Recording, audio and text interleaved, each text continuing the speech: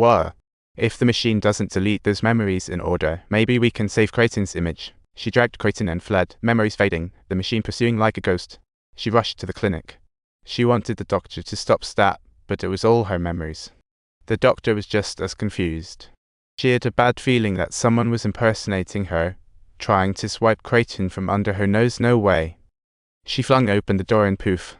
She was in the woods where she first chatted with Creighton, telling him she was on a memory diet and would soon forget him. Subtitle: This is Joel's consciousness, vibrant and colorful, absolutely not resembling an ordinary mind. She had to make Creighton realize the situation and figure out a way to save her. Little did she know, she really changed in the real world. She could faintly see the machine in front of her, but it felt like wearing jellyfish goggles. She just couldn't. This was the ending she wanted, until Creighton accidentally opened his mouth, but Joel knew this was the absolute worst outcome. If only she could rewrite everything.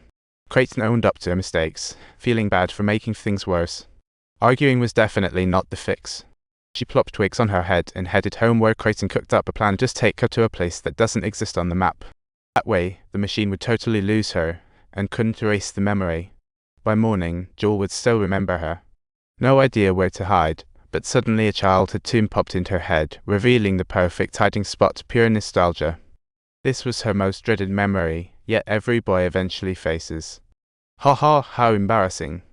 Here's little Joel, who loved to hide under tables at 4, and Creighton turned into her anti-neighbor.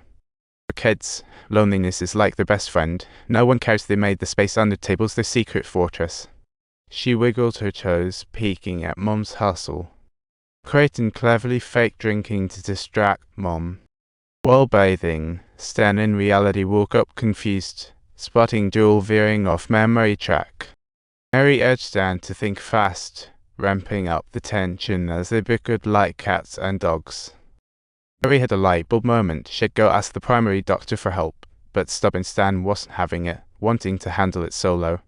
Time dragging on could really mess up Joel's head. To prevent disaster, she reluctantly dialed the doc. Explaining the situation, the doctor silently sweated for Joel, promising to arrive shortly. Unbeknownst to him, his wife was already awake. After the call, Mary appeared quite flustered, swiftly tidying up, turning the room into a shiny new space, definitely not ready to face the doctor.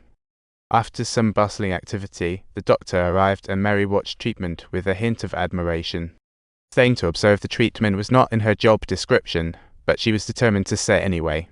Joel drifted from his designated memories. After thorough searching, they spotted her in a blue dirt corner. Look. Crash. This scene began to collapse, and real-world Joel reacted the same way, blinking like a fish out of water. During the treatment, the patient had to be in sleep mode, so the doctor shot her up to force her eyes shut and back to memory land. The scene shattered gradually as she and Creighton escaped to that embarrassingly awkward moment of growing up. A comic in the late-night treat became her wild growing-up memory, when suddenly Mom burst in.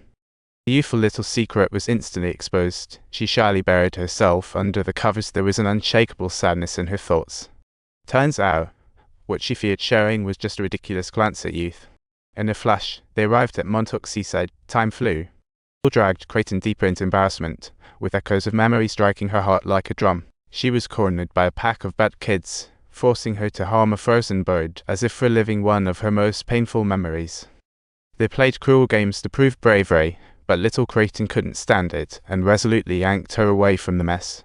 The childhood gloom shaped her sensitive personality, leaving a scar that she would have to heal throughout her entire life. Draped in a hero's cape, she actually yearned to be fearless. But reality is harsh. Dreams of flying always get nailed to the ground. Just as she planned to keep hiding, the machine spotted her. No matter how hard she tried, she'd inevitably leave Joel at the critical moment, and the scene switched erratically. From one memory to another, the surroundings cycled like the Four Seasons, no sign of panic. Far away, Creighton spotted the house, wishing to move in, but Joel dragged her onto the street to dodge the tracking.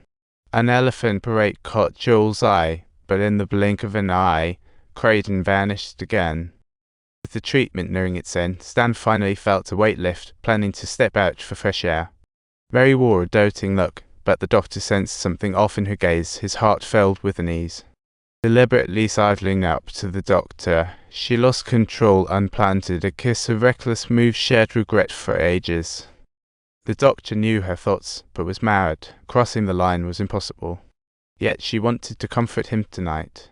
This scene was accidentally observed by the poem downstairs, and things were about to get tricky. This day was bound to come. Just then, the doctor's wife showed up unexpectedly and caught the betrayal. The poem rushed to honk the horn to warn them. The doctor rushed out to explain, but he was too flustered by her mistake.